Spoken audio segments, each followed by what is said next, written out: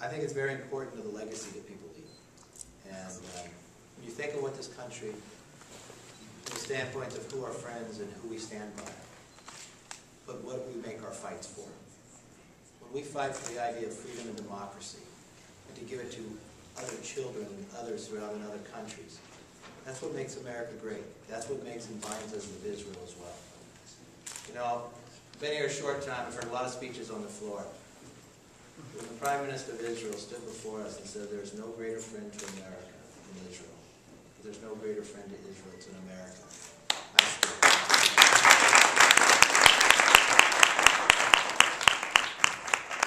And that is so true. We want to be able to continue that from one generation to the next. And we don't want to make it partisan. Friendships go beyond party lines.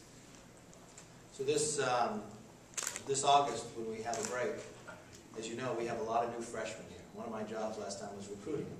We ended up getting 96 new freshmen. 87 of them happen to be at my party, so I'm kind of excited by that. Okay, wonderful. But if you're a friend, you go to see one another. So I will lead the first delegation of, on my side of the aisle, the Freshman Republican Pro Tour throughout Israel.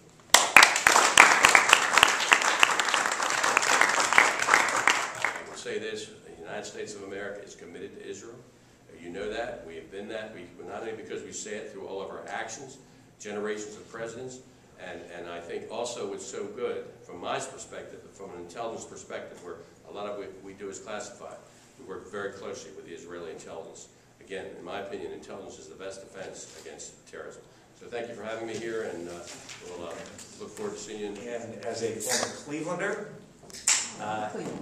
and as a lifelong advocate for freedom, and in particular free Soviet Jews, it's great. It's a distinct honor for me to be here with the two of you. Thank you for everything that your husband and your father did to help free Soviet Jews. It's a debt that we all must acknowledge. Thank you very much.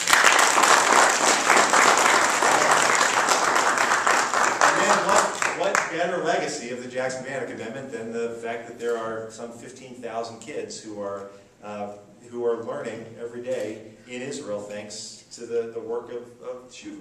It really does close the circle. And I am, as a member of Congress, as a Jewish member of Congress, who spends every day, as I have my whole life, worried about our heritage, fighting anti-Semitism and standing up for the state of Israel, to have the opportunity to spend some time with all of you and with an organization that does so much to really further all of those aims. I want to thank you for the work that you do. Thank you for giving me this opportunity. And finally, I'll tell you, I took my first trip as a member of Congress a couple of months ago when I led a bipartisan delegation to Israel. I'm taking my second trip as a member of Congress. We're leaving and after votes at the end of this week, and we'll be spending next Shabbos in Moscow. And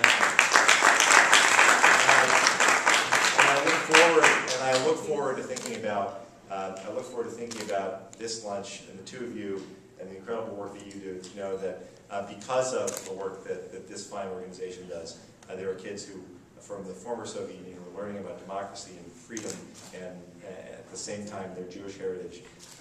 And it will give me great strength to know that an organization like this is responsible for that. And I thank you for giving me the opportunity and for all the wonderful work that you do. Thank you. Without Charlie Vanik, it would not have happened.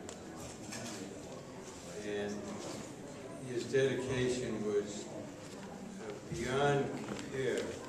So I wanted to be here, but also to talk a bit about what your group is doing very briefly, because when I went to the Soviet Union in those days, there were almost no shuls. I think we should remember that. In Moscow, I think there were just 2.